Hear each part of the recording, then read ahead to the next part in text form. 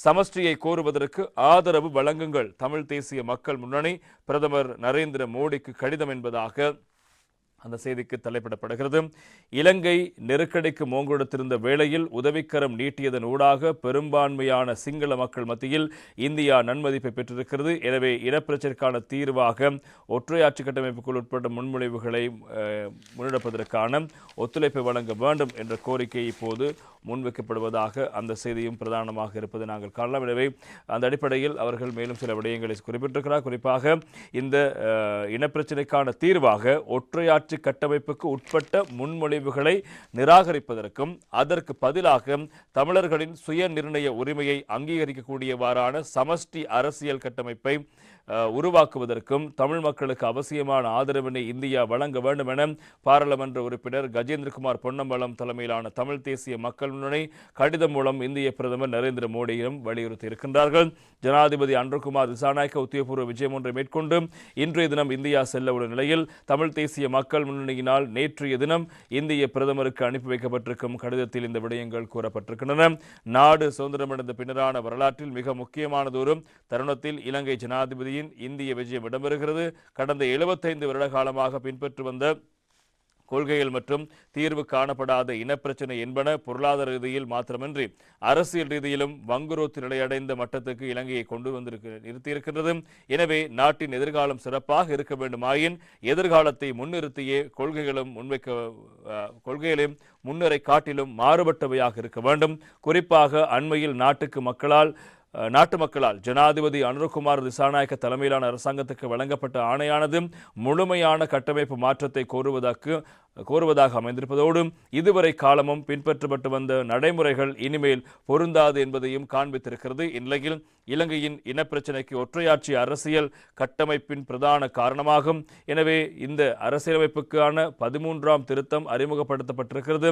ஒற்றையாட்சி அரசின் கீழ் அர்த்தமுள்ள தீர்வையோ அல்லது சுயநிர்ணய உரிமையோ பெற்றுக்கொள்வது சாத்தியமில்லை என்பதால் அத்திருத்தத்தை தமிழ் மக்கள் அடியோடு நிராகரித்து வந்திருக்கிறார்கள்.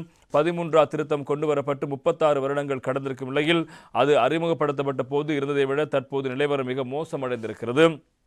தமிழ் தேசிய கோரிக்கைக்கான தீர்வாக அரசியலமைப்புக்கான 13ஆம் திருத்தத்தை முழுமையாக நடைமுறைப்படுத்துமாறு இந்தியா கோருகிறது. ஆனால் அத்திருத்தத்தின் சரத்துக்களை நடைமுறைப்படுத்துமாறு கோரி நீதிமன்றங்கள் நாடுகையில் அதன் தீர்ப்புகள் அத்திருத்தத்தின் அமுலாக்கத்துக்கு முரணாக இருக்கின்றன.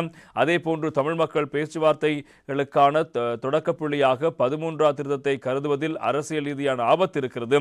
ஏனெனில் அவ்வாறாக கருதுவது எமது நாட்டின் வரலாற்றில் முதற் தடவையாக தமிழ் மக்கள் ஒற்றையாட்சி அரசியலமைப்பை ஏற்றுக்கொண்டிருக்கிறார்கள் என்ற அர்த்தத்தை வழங்கும். எனவே 13ஆம் திருத்தத்தை ஏற்பதன் மூலம் தமிழர்கள் ஒற்றையாட்சி அரசியலமைப்பை அங்கீகரித்திருப்பதனால் இலங்கையில் இனப்பிரச்சனை இல்லை என்ற நிலைப்பாட்டுக்கு இலங்கை அரசு வரக்கூடும். ஆகையினாலேயே எமது கட்சி 13ஆம் திருத்தத்தை தொடக்க புள்ளியாக கூட ஏற்க மறுப்பதோடு ஒற்றையாட்சி கட்டமைப்புக்கு அப்பால் செல்வதன் ஊடாகவே தீர்வை அடைந்து கொள்ள முடியும் என்ற விடயத்தை சிங்கள தலைமைகள் மக்களிடம் கூற வேண்டும் என வலியுறுத்துகின்றோம்.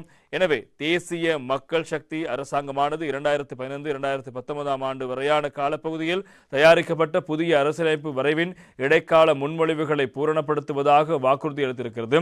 இருப்பினும் இந்த முன்மொழிவுகள் பொதுவில் ஏக்கிய ராஜ்ய முன்மொழிவு என அடையாளப்படுத்தப்படுவதோடு அது ஒற்றையாட்சி அரசை குறிக்கிறது.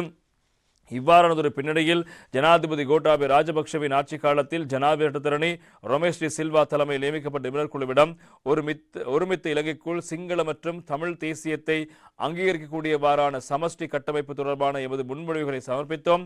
இலங்கை நெருக்கடிக்கு மோங்கொடுத்திருந்த வேளையில் உதவிக்கரம் நீட்டியதன் ஊடாக பெரும்பான்மையான சிங்கள மக்கள் மத்தியில் இந்தியா நன்மதிப்பை பெற்றிருக்கிறது.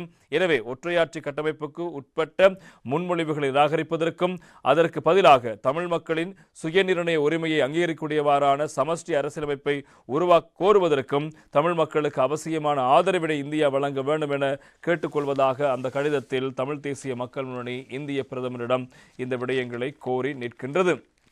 எனவே இவ்வாறு இருக்க இன்று தினம் மற்றும் ஒரு தகவல் ஒன்றும் தமிழன் பத்திரிகையினுடைய முக்கியமான செய்தியாக இடம்பெடுத்திருப்பதை நாங்கள் காணக்கூடியதாக இருக்கிறது. இன்றைய தமிழன் பத்திரிகையில் தொடர்பான செய்திக்கு இவ்வாறு தலைப்பிடப்படுகிறது. சமஷ்டி அரசியலமைப்பு குறித்து தமிழ் கட்சிகளிடையே இணக்கம் என்பதும் இன்னும் ஒரு தகவலாக தமிழன் பத்திரிகையினுடைய செய்தியாக இடம்பெடுத்திருப்பதை நாங்கள் காணக்கூடியதாக இருக்கிறது. எனவே அது குறித்தும் நாங்கள் பார்க்கவிருக்கின்றோம்.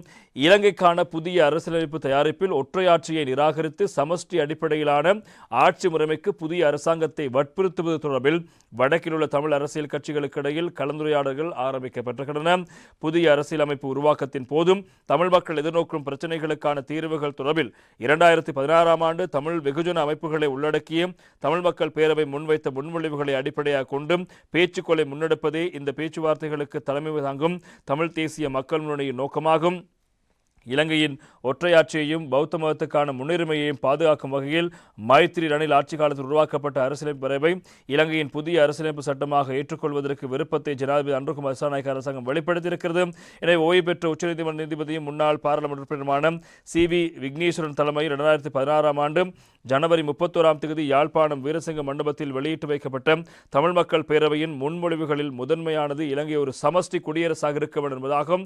சர்வதேச மனித உரிமைகள் தினத்தன்று மன்னாரில் தமிழ் ஈழ விடுதலை இயக்கத்தின் தலைவரும் பாராளுமன்ற உறுப்பினருமான செல்வ வடைக்கல்நாதனை சந்தித்த தமிழ் தேசிய மக்கள் முன்னணியின் தலைவரும் பாராளுமன்ற உறுப்பினருமான கஜேந்திரகுமார் பொன்னம்பலம் பாராளுமன்றத்தில் அரசியலமைப்பு வரைவு முன்வைக்கப்படும் போதும் பாராளுமன்றத்தில் தமிழ் மக்களின் பிரதிநிதிகளாக எவ்வாறு செயற்பட வேண்டும் என்பது தொடர்பில் இருவரும் கலந்துரையாடியதாக ஊடகவியலாளரிடம் தெரிவித்திருக்கின்றார்கள். புதிய அரசாங்கம் புதிய அரசியலமைப்பு ஒன்றை கொண்டு வர உத்தேசித்த சந்தர்ப்பத்தில் அந்த யாப்பு ஏக்கிய ராஜ்யம் ஒற்றையாட்சி அரசியலமைப்பு பகிரங்கமாக அறிவித்துள்ள சூழ்நிலையில் அந்த விடயத்தை பாராளுமன்றத்தில் எவ்வாறு எதிர்கொள்ளப் போகிறோம் என்ற விடயம் தொடர்பிலும் தமிழ் தேசிய மக்களுடைய நிலைப்பாடு தொடர்பாகவும் ஒரு புதிய யாப்பு கொண்டு வரப்படுகின்ற சந்தர்ப்பத்தில் எங்களுடைய நிலைப்பாடு எவ்வகையானது இருக்க வேண்டும் விடயம் தொடர்பாகவும் இங்கே கலந்துரையாடப்பட்டிருக்கிறது. எனவே இந்த விடயத்தில் இப்போது ஓரளவு தொடர்பான இணக்கம் கண்டிருப்பதாக தெரியப்படுகிறது. எனவே கஜேந்திரகுமார் பொன்னம்பலம் கடந்த வாரம் யாழ்ப்பாணத்தில் இலங்கை தமிழரசு கட்சியின் தலைவரும் பாராளுமன்ற உறுப்பினருமான சிவஞானம் ஸ்ரீதரனை சந்தித்து தொடர்பால் பேச்சுவார்த்தை நடத்தியிருக்கிறார்.